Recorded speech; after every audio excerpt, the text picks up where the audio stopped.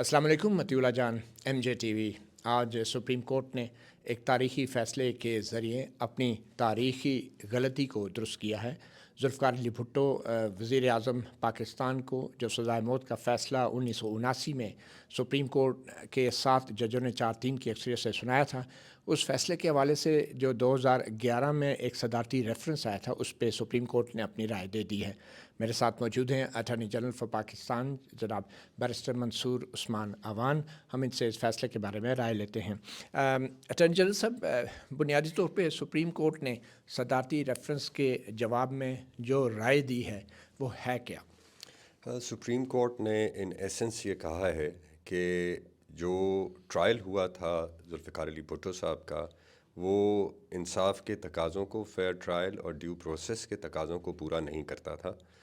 Supreme court ने इस फ़ैसले में या इस ओपिनियन तक पहुंचने में उन्होंने जो तमाम जो ट्रायल का प्रोसेस था उसको एग्ज़ामिन किया।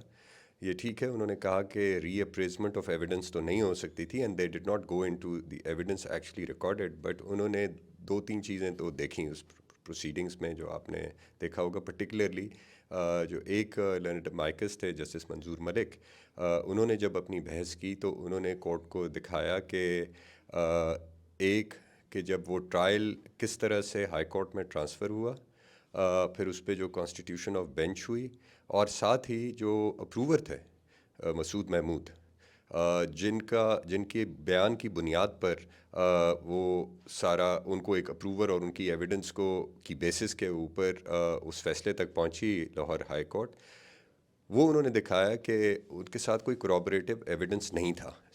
जो ये एक कानून का तकाजा है कि कोई भी अप्रूवर जब बनता है तो उसकी स्टेटमेंट जो है वो उसकी बुनियाद पर फैसला नहीं किया जा सकता जब तक corroborative एविडेंस ना हो, तो वो नहीं नज़र आ रहा था। और जो फेयर ट्रायल के जो तकाजे थे वो पूरे नहीं हुए थे, ये कोर्ट ने ये कहा। और ज़ाहिर है आर्टिकल 10 है तो 18वीं तरमीम के ज़रिए आइन में आया है, मगर जो फेयर ट्रायल और ड्यू प्रोसेस का जो राइट है, ये हमारी जो जूरिस्प्रूडेंस है उसके अंदर ये एम्बेडेड रहा है हमेशा से। सुप्रीम कोर्ट ने ये होल्ड किया है, ये ओपिनियन दिया है और इस हद तक दिया है कि ये जो फ़ैसला था या ये जो मुकदमा था, ये इंसाफ के उन तकाज़ों को जो फेयर ट्रायल और ड्यू प्रोसेस के उनको पूरा नहीं करता था। अब इस राय का मतलब क्या है? इस पे अमल दरामद कैसे होगा वकला के लिए, जजों के लिए, तारीख दानों के लिए? देखिए, इस पे तो डिटेल रीजंस का इंतज़ार करना पड़ेगा कि कोर्ट ने किन बेसिस के ऊपर इस नतीजे पर पहुंची, इस ओपिनियन पे पहुंची कि ये फेयर ट्रायल और ड्यू प्रोसेस को मीट नहीं करता था ये जो ट्रायल हुआ था। तो वो रीजंस का वेट करना पड़ेगा।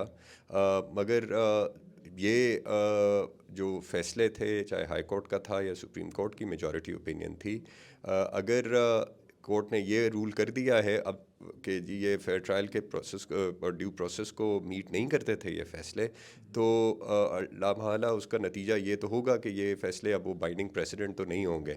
और हमारी तो तारीख़ ये है कि इन फ़ैसलों को एज़ प्रेसिडेंट जो है वो इस्तेमाल किया ही नहीं जाता। मगर ये आने के बाद, ये फ़ैसला आने के बाद तो उस एक अफर्मेटिवली सुप्रीम कोर्ट ने ये कह दिया कि जी ये फ़ैसले उन तकाज़ों को पूरे नहीं करते थे। ये ज़रूर कोर्ट ने कहा कि प्रेसिडेंशियल जो रेफरेंस है या जो एडवाइजरी जूरिसडिक्शन है उसके अंदर court can not sit as a second appellate court, तो उस जजमेंट को उस तरह से सेट असाइड तो नहीं कर सकती थी अदालत। और ये कंसर्न भी था, आपने प्रोसीडिंग्स में भी देखा होगा कि 186 की प्रोसीडिंग्स को एज सेकंड अपील ट्रीट किया जाएगा। क्या होगा, ये तो नहीं हो सकता कि सुप्रीम कोर्ट की एक जजमेंट आ जाए और उसको एडवाइजरी जूरिसडिक्शन में जाके ओवरटर्न कर रही हो कोर्ट। तो कोर्ट ने उस को एक तरफ छोड़ दिया। कोर्ट ने उन फैसलों की हद तक बहरहाल ये कह दिया कि ये इंसाफ के उन तकाज़ों को पूरा नहीं करता। मगर ये फ़ैसला जो है PLD की किताबों का हिस्सा रह सकता है, क्योंकि रिपोर्टेड जजमेंट्स आमतौर पे करार दी जाती हैं ऐसी जजमेंट्स, तो क्या वो PLD का हिस्सा रहना चाहिए अब उसके इस रेफरेंस के ऊपर राय आने के बाद? देखें, वो PLD में तो ज़ाहिर है वो मौजूद है, वो तो एक एक वो फैक्ट है कि वो तो रहना है उसने। अब वो किताबें तो नहीं, अब उनका कुछ कर सकते हैं आप।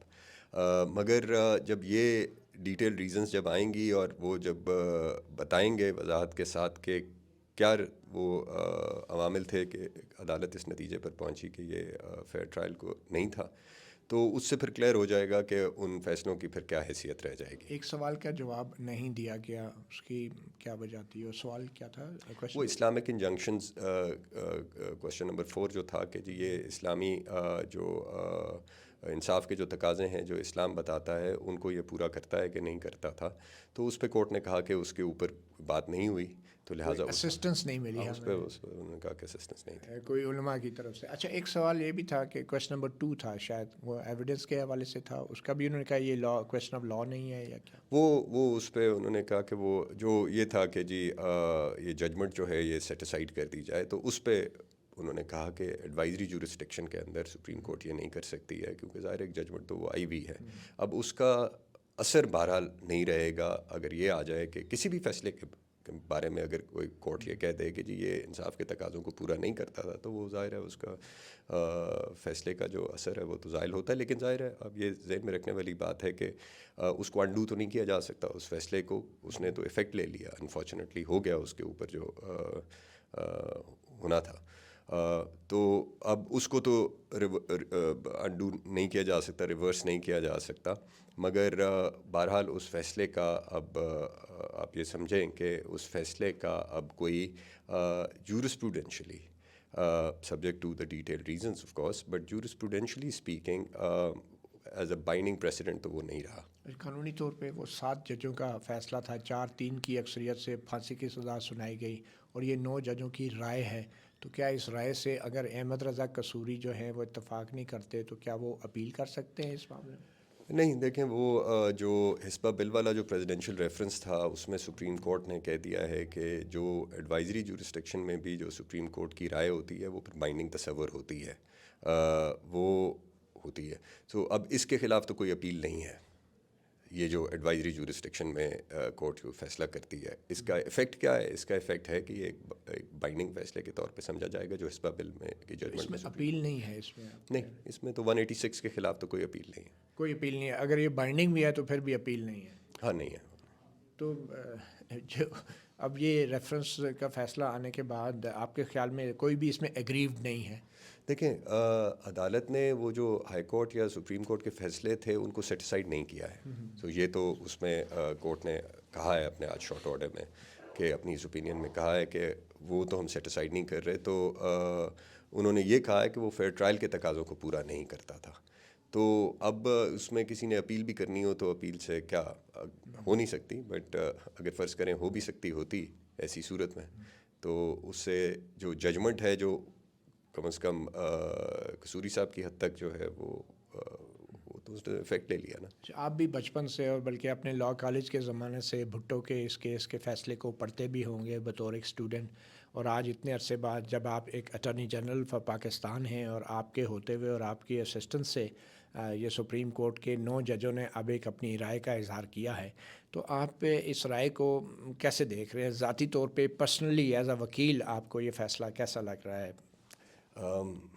میں تو اس سال پیدا ہوا تھا جس سال اس فیصلے پر فائنلی عمل درآمد ہوا، جس سال 4 اپریل 89 کو میں I was born in that year. So ظاہر ہے آپ یہ سمجھیں کہ یہ ایک اس فیصلے نے پاکستان کی سیاست پر بڑے ڈیپ سکارز چھوڑے تھے، اور اس کا جو افیکٹ ہوا وہ ظاہر ہے وہ آج تک وہ ایک موجود تھی ایک بات. تو آئی تھنک ایک اس سینس میں ایک ہسٹوریکل ڈیسیشن ہے آج کا. تو آپ سمجھتے ہیں کہ یہ جو فیصلہ ہوا تھا آخر میں کہ یہ جنرل ضیاء الحق کے مارشل لا کی وجہ سے یہ فیصلہ ہوا تھا، اور اگر مارشل لا نہ ہوتا تو شاید یہ فیصلہ اس طرح نہ ہوتا؟ لیٹس سی، اب ڈیٹیل ریزنس میں کورٹ دیکھتے ہیں کہ وہ انہوں نے اس بات کو کتنا ویٹیج دیا ہے. کہ یہ فیکٹ تھا کہ اس وقت جو ججز تھے انہوں نے اوتھ لیا ہوا تھا، اور اس وقت مارشل لا تھا ملک میں، اور اس وقت جو کویشچن آف، اب وہ بھی دیکھنا ہے کہ کویشچن آف بائس کو وہ کہاں تک جا کر ڈیل کرتے ہیں. پرٹیکولرلی اس وقت کے جو لاہور ہائی کورٹ کے چیف جسٹس تھے جن کے متعلق جی بھٹو صاحب نے بھی اسپیسیفکلی انہوں نے درخواست بھی دی اور سب بات کہی کہ جی یہ باعث تھا، اور اس کے اوپر وہ ان تمام عوامل کو اور سرکمسٹانسز کو ڈیٹیل ریزنز میں ہم دیکھیں گے کہ کورٹ کیسے ڈیل کرتی ہے. تو ظاہر ہے وہ فیکٹرز تھے.